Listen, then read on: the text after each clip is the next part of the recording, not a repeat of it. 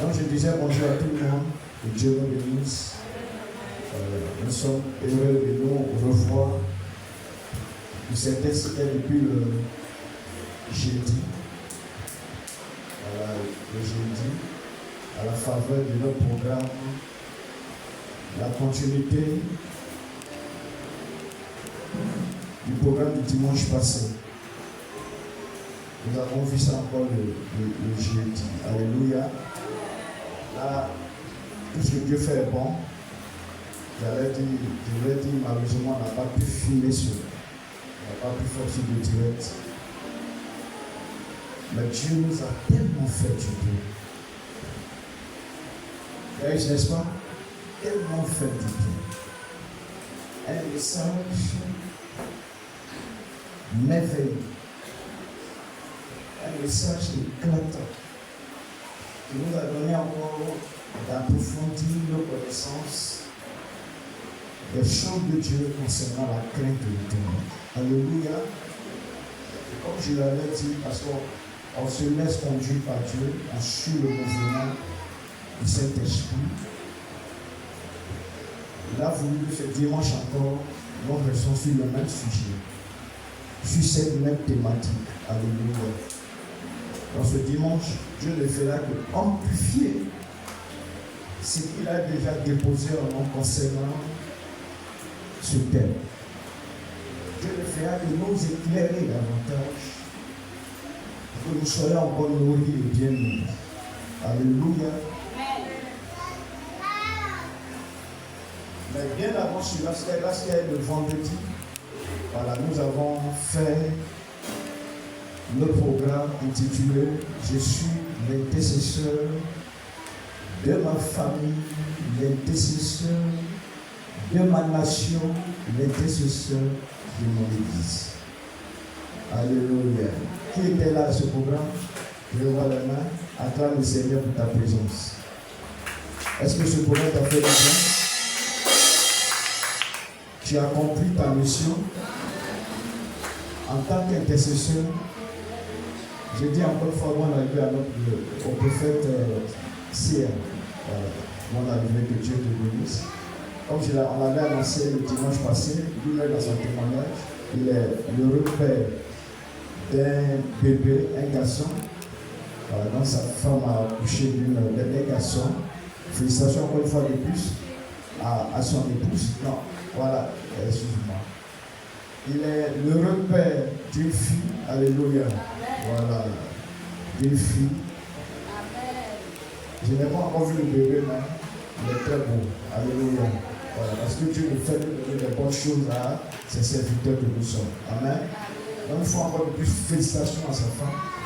Et je pense qu'on aura l'occasion d'organiser une visite pour la saluer. Voilà, il nous faut l'amitié d'être avec nous, prier avec nous.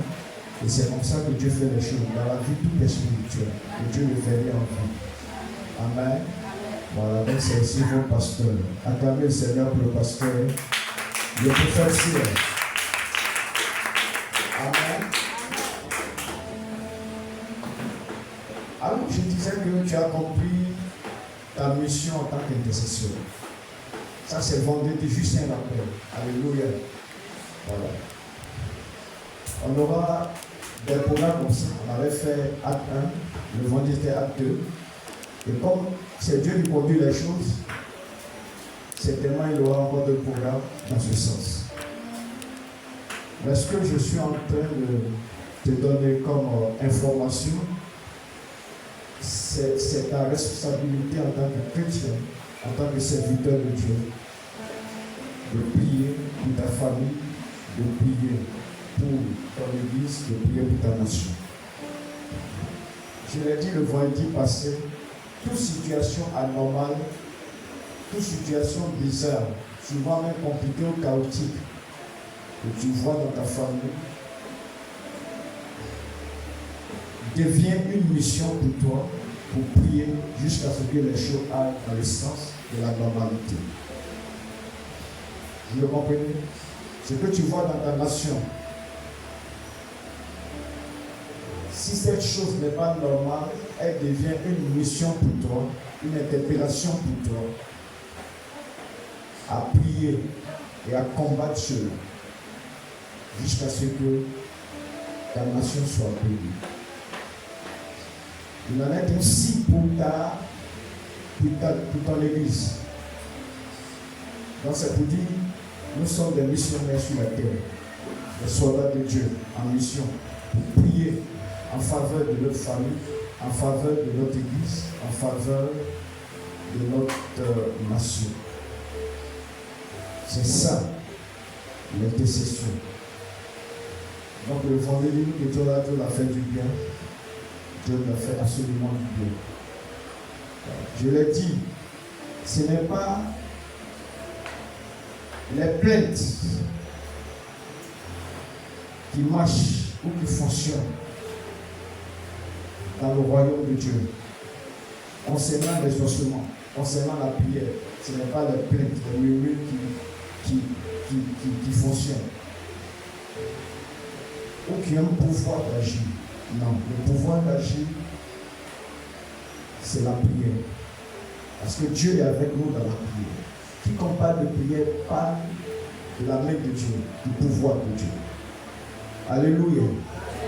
Et je l'ai dit, ce n'est pas la politique qui construit une nation, qui bénit une nation. Ce n'est pas les hommes politiques qui bâtissent et qui construisent une nation.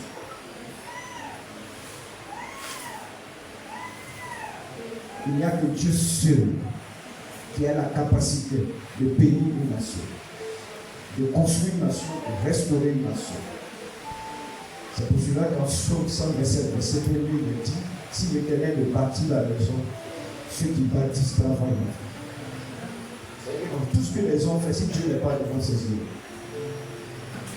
peu importe cet homme, cet homme, qui qu'il soit, fut-il un chef d'État, un homme politique, un roi, il n'a pas cette possibilité, cette capacité. Mais c'est Dieu seul. Et pour que cela se passe, c'est l'intercession, c'est la prière. Quand des voix sont élevées vers Dieu. C'est aussi dans ce même sens qu'il est important de prier pour des hommes élevés en dignité, pour les chefs d'État, pour des rois. C'est dans cette même veine qu'il est important de prier pour tout le monde. Donc que nous soyons toujours en mesure de bénéficier de la grâce de Dieu en Côte d'Ivoire. Donc c'était juste un rappel, ce que nous avons fait le vendredi, avant-hier. Mais nous devons continuer, on va baisser les bras. Parce que dès lors que tu baisses les bras, il n'y a plus de prières qui sont montées, le diable prend les devants. Et puis il commence à se manifester. Alors on comprend pourquoi un homme comme Paul pourrait dire prier sans cesse. Prions sans cesse pour nos différentes familles. Prions sans cesse pour nos nations, la Côte d'Ivoire. Prions sans cesse pour notre Église concernant l'avancement de l'œuvre de Dieu. C'est ainsi que nous serons toujours bénis, bénéficiaires des grâces de Dieu. Dieu fait de grandes choses dans une nation. Mais pour que Dieu fasse de grandes choses, cela est toujours conditionné par la prière, par l'invocation de Dieu. La main de Dieu n'est pas courte, elle n'est pas limitée. Il veut faire tellement de grandes choses. Mais alors, il faut nos prières, assez de prières. Alléluia. Ce matin, notre thème, c'est la crainte de l'Éternel. Amen. La crainte de l'Éternel. Nous avons déjà, par la grâce de Dieu, expliqué, défini ce que c'est que la crainte de Dieu. On a défini ça le dimanche passé. Tu peux écouter cela sur YouTube, écouter cela sur le Facebook. Voilà, sur nos différentes publications. La crainte de Dieu est une forme d'adoration que nous avons vis-à-vis de Dieu. On a vu alors, dans ce sens, Abraham. Quand il est parti, que Dieu lui a demandé son fils unique Isaac, son fils de la promesse Isaac, il ne s'est pas retenu, il a compris cela. Et Dieu a dit, j'ai vu que Abraham, tu le crains. C'est une force d'adoration. C'est un profond respect pour Dieu. On a vu Noé également dans la crainte de Dieu. On parle d'un respect profond dans le Dieu. Une crainte respectueuse. Dedans d'entrer dans l'alliance avec Dieu, où tu es, où tu donnes obéissance à ton Dieu, où tu donnes foi à ton Dieu. Nous avons vu beaucoup de choses le dimanche passé. Le niveau de ta crainte